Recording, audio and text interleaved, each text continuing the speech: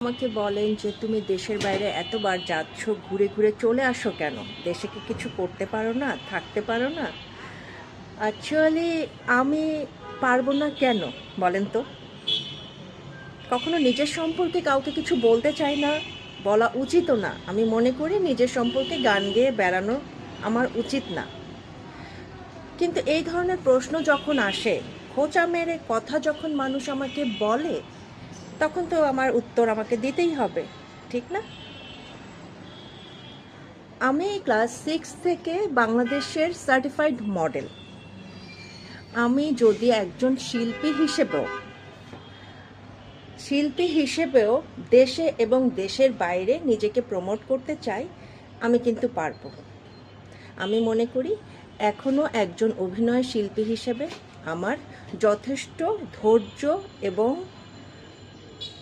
করার ক্ষমতা আছে। আমি অনেক আগে থেকেই বাংলাদেশে এবং ইন্ডিয়ায় বিভিন্ন প্রোডাক্টের মডেল হয়েছিলাম, বিভিন্ন নাটকে কাজ করেছিলাম, ফ্যাশন শোতে কাজ করেছিলাম এবং অনেক বিলবোর্ড, হোর্ডিং, অনেক প্রেসে, ম্যাগাজিনে মারুফা নীলার ছবি আছে। ইউটিউবেও আমার অনেক টিভি অ্যাড, নাটক আছে। এবার আসি একজন ডাক্তার হিসেবে মারুফা নীলা কেমন। একজন ডাক্তার হিসেবে আমার রোগীরা বলতে পারবেন আমি কেমন। আমি দীর্ঘ 8 বছর অত্যন্ত সম্মানের সাথে কাজ করেছি সরকারি হাসপাতালে। হ্যাঁ, ঢাকা মেডিকেলে। এরপর কাজ করেছি শিকদার মেডিকেলে, নারী মৈত্রীতে। মানে আমার এনআইসিভিডিতেও আমার 1 বছর কাজ করার অভিজ্ঞতা আছে। আমি খুব সুনামের সাথে চেম্বারে কাজ করি গাইনি ডক্টর হিসেবে।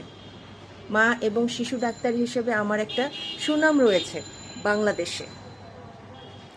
আমি এটাকে পুঁজি করে বাংলাদেশের মানুষের জন্যই কিছু করতে চাই। বাংলাদেশের টাকায় আমি আমার যোগ্যতা অর্জন করেছি এবং বাংলাদেশে আমার কিছু করার আছে বলেই আমি কিন্তু বাইরের দেশে, অন্যান্য দেশে কিছু করতে চাই না।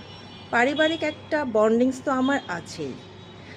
দেশের প্রতি মায়া থেকেই আমি দেশ ত্যাগ করতে চাই না।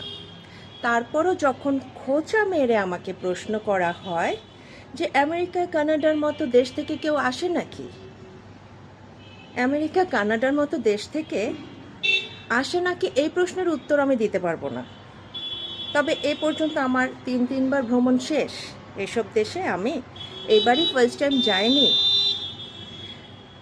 আমি এর আগে